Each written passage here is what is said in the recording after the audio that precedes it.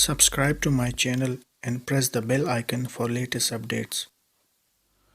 قال الله تعالى وتبارك في القرآن المجيد والفرقان الحميد بسم الله الرحمن الرحيم إنا أعطيناك الكوثر فصل لربك وانحر إن شانئك هو الأبتر صدق الله مولانا العظيم وصدق رسوله النبي الكريم الرؤوف الرحيم. حمد و صلاۃ کے بعد عالی مرتبت ذی وقار علماء کرام حضرات سامعین، السلام علیکم ورحمۃ اللہ وبرکاتہ۔ وہ غالب نے کہا تھا کہ ہوئی تاخیر تو کچھ باعث تاخیر بھی تھا۔ کچھ سفر کا جو اندازہ ہوتا ہے تو راستوں میں رکاوٹیں اس اندازے پر پہنچنے نہیں دیتی۔ میں بڑی شرمندگی محسوس کر رہا ہوں کہ آپ دیر سے بیٹھے ہوئے ہیں، جو کہ میرا مزاج یہ ہے کہ جو وقت ہو اس وقت پہ پہنچتا ہوں، تو کبھی کبھار راستوں کی تنگی کی وجہ سے ایسے مسائل پیش آتے ہیں۔ بہرحال جو چند لمحے ہمیں میسر ہیں، میں اس تھوڑے وقت میں کچھ باتیں ضرور آپ تک کرنا چاہوں گا۔ اللہ میری زبان پر کلمۃ الحق جاری فرمائے۔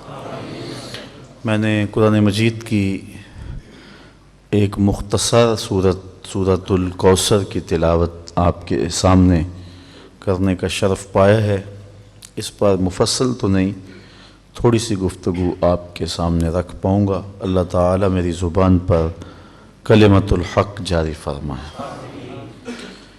اس سورۃ کریمہ کا نزول اس ماحول میں ہوا جب آقا کریم علیہ السلام کا دل دکھا ہوا تھا کہ آقا کریم کے فرزند ارجمند کا انتقال ہوا۔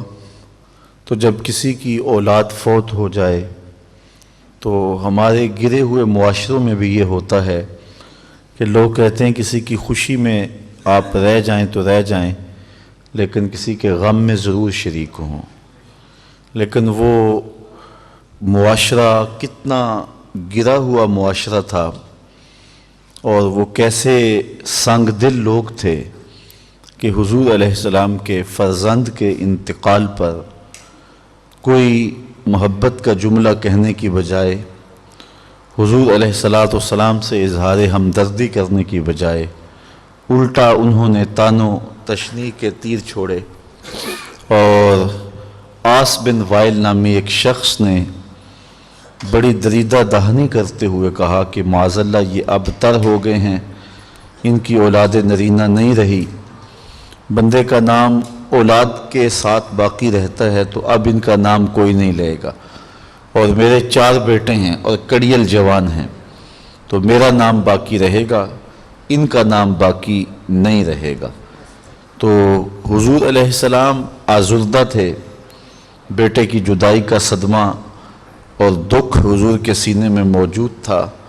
تو ان رشتہ داروں، ان برادری والوں اور اہالیان مکہ کی جانب سے جو رویے حضور نے دیکھے تو حضور کا دل بہت زیادہ دکھ گیا، اور آقا کریم بے چین ہو گئے، مضطرب ہو گئے۔ بیٹے کی جدائی کا دکھ اور پھر دشمنوں کی تانا زنی۔ تو عین اس موقع پہ کہ جب حضور کا دل آزردہ تھا تو اللہ تعالیٰ نے سورۃ الکوثر کا نزول فرمایا، اور محبوب کے دل نازک کو تسلی دی اور ارشاد کیا انا آتیناک الکوثر، محبوب ہم نے آپ کو کوثر دے دیا۔ اب کوثر کیا ہے جو اللہ نے اپنے محبوب علیہ السلام کو عطا کیا؟ یہاں امام رازی علیہ رحمہ جیسے شخص نے لکھا ہے کہ یہاں آتینا نہیں آتینا ہے۔ سادے لفظوں میں یوں سمجھیں کہ یہ نہیں کہا گیا کہ ہم نے تمہیں کوثر دیا، بلکہ یہ فرمایا ہم نے تمہیں کوثر دے دیا۔ دینے اور دے دینے میں فرق واضح ہے۔ میں ابھی وضو کرنے بیٹھا تھا تو میں نے کسی کو اپنی ٹوپی دی، تو وضو کرنے کے بعد میں نے واپس لے لی، لیکن اگر میں کسی کو دے دیتا تو پھر میں واپس لیتا اچھا نہیں لگتا تھا۔ چونکہ دینا اور دے دینا اس دونوں میں فرق ہے، تو امام رازی کہتے یہاں آتینا نہیں ہے بلکہ آتینا ہے کہ ہم نے آپ کو کوثر دیا نہیں بلکہ کوثر دے دیا ہے۔ تو اب کوثر سے مراد کیا ہے؟ مفسرین نے اس پہ بہت کچھ لکھا ہے اور درجنوں اقوال اس پہ موجود ہیں کہ کوثر سے مراد کیا ہے۔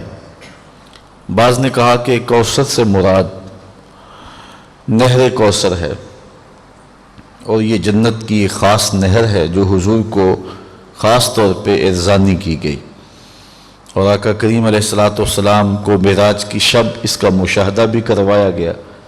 حضور نے جب اس نہر میں ہاتھ ڈالا تو اس کی جو ریت تھی وہ خالص کستوری کی تھی، دودھ سے زیادہ سفید اور شہد سے زیادہ میٹھا اور برف سے زیادہ ٹھنڈا اس کا پانی ہے۔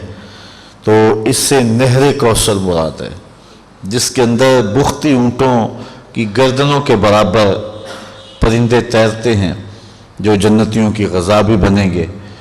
دوسرا قول یہ ہے کہ کوثر سے مراد حوض کوثر ہے جو نہر کوثر کا یا منبع ہے اور یا نہر کوثر اس حوض میں آ کر کے گرتی ہے، اور قیامت کے دن حضور علیہ السلام اپنے غلاموں کو اس کوثر سے جام شیریں پلائیں گے، اور 50,000 سال کا دن ہے، اور جس کو ایک مرتبہ حضور کے ہاتھ سے وہ کوثر کا جام مل گیا، 50,000 سال کے طویل اور لمبے دن میں اس کو دوبارہ پیاس نہیں لگے گی۔ حضور علیہ السلام نے ارشاد فرمایا انا فرطکم علی الحوض، میں حوض کوثر پہ تمہارا فرط بن کے جا رہا ہوں۔ یہ لفظ آپ نے سنا ہے اور آپ اس سے آشنا ہیں، جب چھوٹے بچے کا جنازہ پڑھتے ہیں تو اس میں یہ لفظ بولتے ہیں اللہم اجعلہ لنا فرطا، یا بچی ہو تو کہتے ہیں اللہم اجعلہ لنا فرطا، اے اللہ اس بچی کو ہمارے لیے فرط بنا دے، ذخیرہ آخرت کر دے۔ فرط کیا ہے؟ آج کل تو بسوں کا سفر ہے، ٹرینیں چل رہی ہیں اور ہواؤں میں فراٹے بھرتے ہوئے جہاز ہیں۔ یہ وہ زمانہ نہیں تھا، بلکہ جنگلوں میں، پہاڑوں میں اور صحراؤں کا سفر ہوتا تھا، تو قافلوں نے دوپہر کے وقت شدت کی گرمی میں اور رات کو آرام بھی کرنا ہوتا تھا، تو جب قافلے کے پڑاؤ کا وقت قریب آ جاتا تو قافلے سے ہی کچھ لوگ بچھڑ کے تھوڑا آگے چلے جاتے تاکہ کوئی شجر سایہ دار تلاش کر لیں اور اس کے نیچے کوئی جھاڑیاں، کوئی کانٹے ہوں تو ان کو کاٹ دیں، تاکہ تھکا ہوا قافلہ جب پہنچے تو اس کو اپنی جگہ کی تیاری خود نہ کرنی پڑے۔ تو وہ پہلے سے کچھ لوگ آگے جا کے قافلے کے بیٹھنے کی جگہ تیار کر دیتے، اور تاکہ تھکا ہوا قافلہ جب آئے تو آسودگی کے ساتھ وہاں بیٹھ سکے۔ وہ اشخاص جو پہلے جاتے ان کو عربی میں فرط کہتے ہیں۔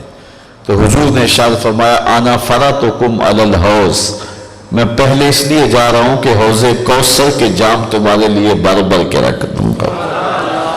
تو حضور کا اس دنیا پہ رہنا بھی ہمارے لیے بہتر، اور حضور کا اس دنیا سے اس جہاں کی طرف، برزخی دنیا کی طرف جانا بھی ہمارے لیے بہتر۔